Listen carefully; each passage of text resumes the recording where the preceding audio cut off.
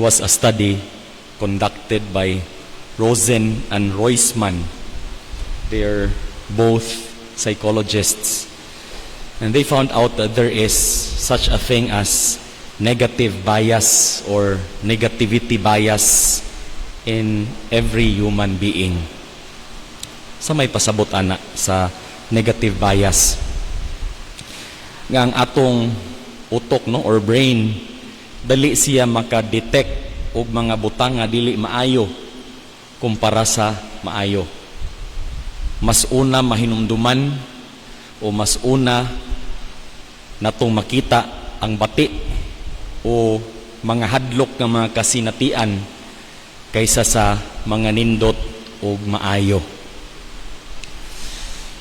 Example ani, about 2 months ago no, nisaka mi og Osmeña Peak, kuyog ang usa ka madre, usa ka pari ug usa ka lay.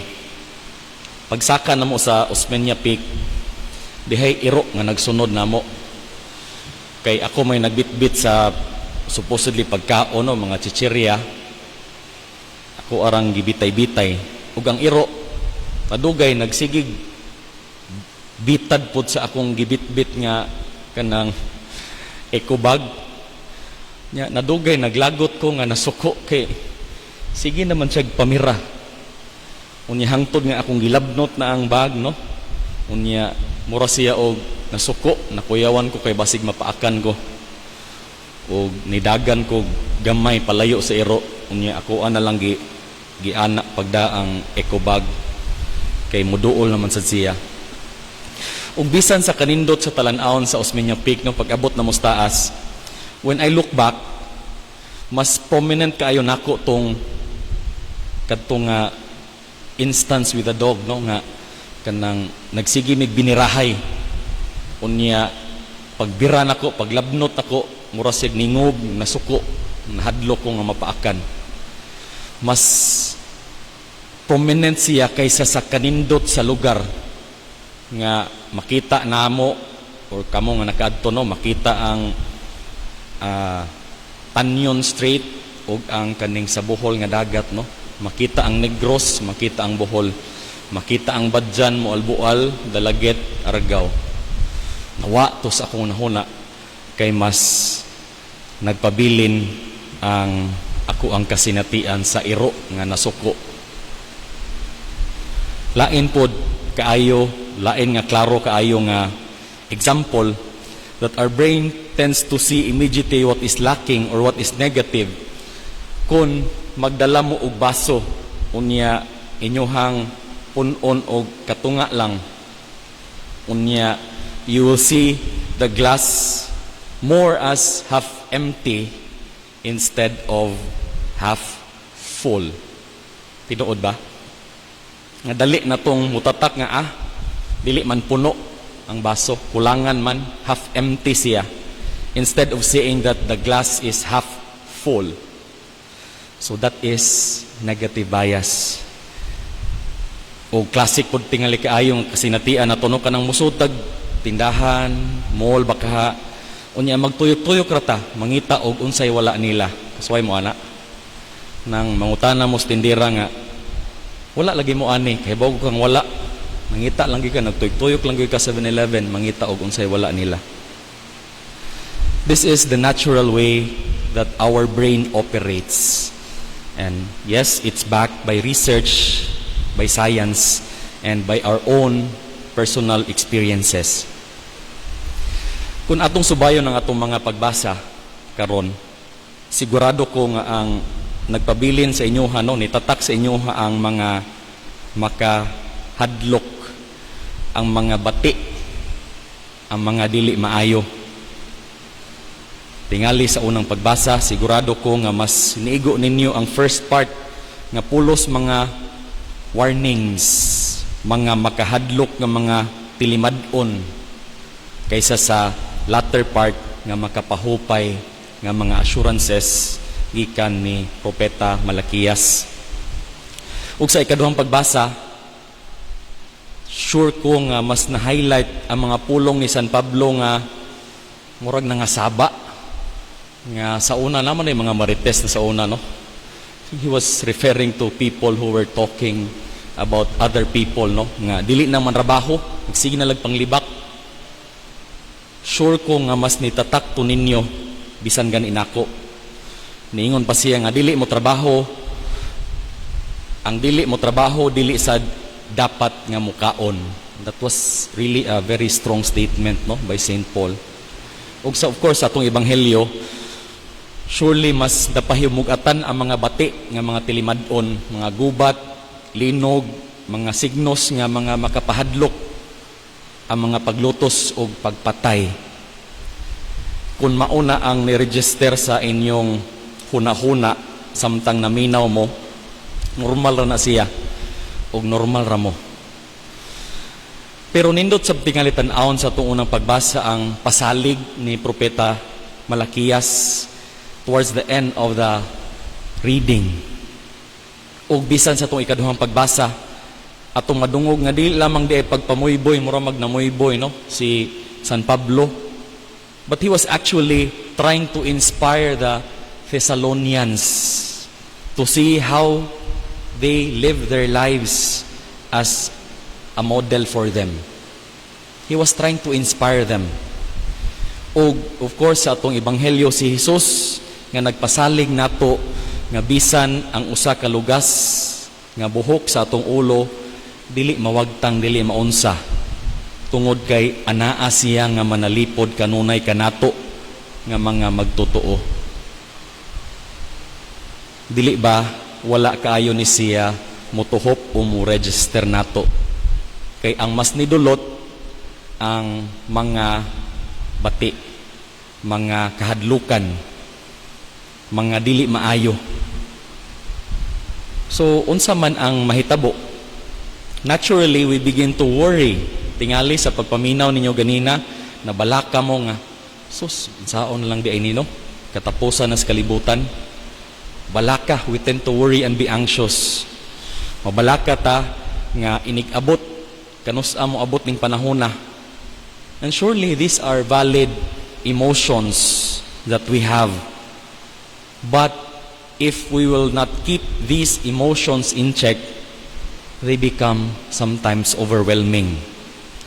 Ug usahay gani dili nata makalihok. Of course, not just referring to karon, no, sa pagpaminaw nato, but in general, kung naay mga butang nga makapabalaka nato usahay, ma-overwhelm ta o dili ta makalihok. But we have to remember always that our worries and anxieties, no, they're always future-oriented. When we become too anxious about something, the effect would always be that we become detached from our present reality. Kay mas na-focus tas umaabot. And what happens is that anxiety robs us of the present moment because we become too focused on a future that is still uncertain. Mao nga imbis magbuhat ta sa angay nga buhaton sa karon, mawagtang natatungod kay mapuno man ta sa kabalaka. And in our anxiety, we are also robbed of the joy of the present moment. Daghang mga butang nga makapa-overwhelm nato. Apil na ana ang tingali mga posible nga mahitabo nga dili maayo sa umaabot. Labi na ang tingali gisgutan sa atong pagbasa. O bisan tingali mga butang, mga problema sa atong pamilya, no, nga it has something to do with the future. Apan naasab mga butang nga makapa-overwhelm nato nga para sa uban gagmay ra, pero para nato bugat na di kaayo. Pero parihas lang gyud gihapon ang atong buhaton. We try to anchor ourselves to the present moment. We try our best to go back to the present, karon, to live in the present moment. Mao nga naatay gitawag og sa therapy ng mga grounding techniques, mga pwede nato nga mabuhat para mabalik ta sa karon. Like for example, magunahuna ka or maghingan kag tulo ka butang, no, that you see around you. So kung ma-anxious ka or ma-overwhelmed ka sa anxiety o worry, mawa ka sa present reality, makatabang nga magtanaw-tanaw ka sa palibot nimo, no, o maghingan kag tulo ka butang nga imong nakita. Human ana, maminaw ka, tulusad ka butang, no, nga imong madungog. Electric fan baka ha, tingog baka sa uban, o tingog baka sa sakyanan. O last, magunahuna sa kag 3 moving body parts. So, sama ni, naglihok pa akong kamot, akong tiil, o akong dunggan, ma-feel pa na akong dunggan. So that's trying to ground ourselves to the present reality. And so, going back to the present moment, we ground ourselves to the present. Kung unsa ang karon. Kung kining tanan, para nako, mao ni siya ang mensahe natong tanan karon. Ang atong mga pagbasa, pulos gapakita sa katapusan, dili karon sa umaabot, padulong, katapusan nga nagpadulong pa, o katapusan sa today is the 33rd, no, Sunday in ordinary time. Padulong na sad tapos ang atong liturhikanhong kalendaryo sa atong simbahan. Mao nga ang atong mga pagbasa, pulos pod mga katapusan. Gani sunod Domingo ang kapistahan na ni Kristong Hari, Christ the King. Ug musugod na pod ang Adbyento, diin mangandam ta sa pagbalik alang sa pag-abot sa atong Ginoo. And so today we are invited to be present, to the present, to live in the present moment. Si Jesus o si San Pablo sa ikaduhang pagbasa, sila gatudlo nato nga ang pinakamaayo o pinakanindot nga pagpangandam para sa umaabot, maugyod ang pagpuyo karon.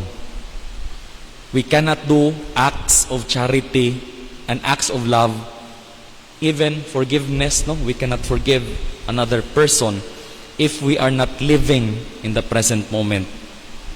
Dili ta makahigugma sa atong isig katawo, dili ta maka-establish og relationship sa atong Ginoo, ug dili sa ta makahatag og higayon sa atong kaugalingon kung wala ta sa karon, sa present moment. Yes, our goal is ultimately heaven. Maunang naay katapusan, no? Kay mulabang man ta ngadto sa gingharian. Mao ni ang gitudlo nato sa atong pagselebrar sa piyesta sa mga santos ngadtong November 1 ug kalag-kalag ngadtong November 2. And today God is inviting each of us to partake in the heavenly banquet with Him.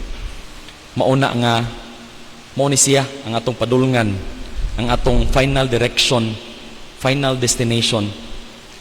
Pero maabot lang ta sa atong goal nga mao ang langit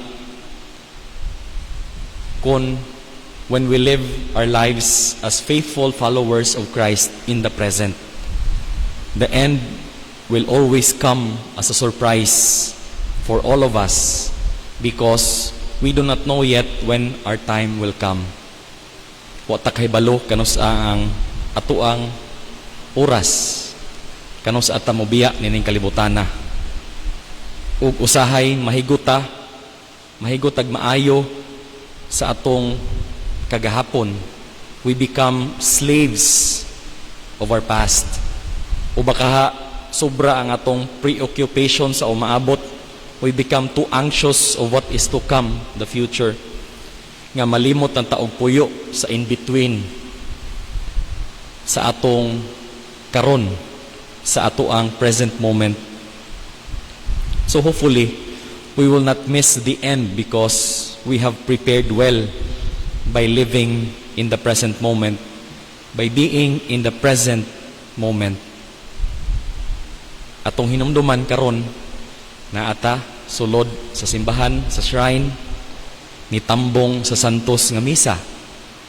Akong hangyo, be present to the Holy Eucharist.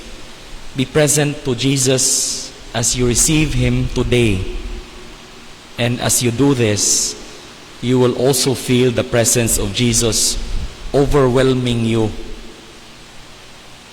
at the present moment. His presence in the people around you, imong mga tapad, and His presence within you, within us.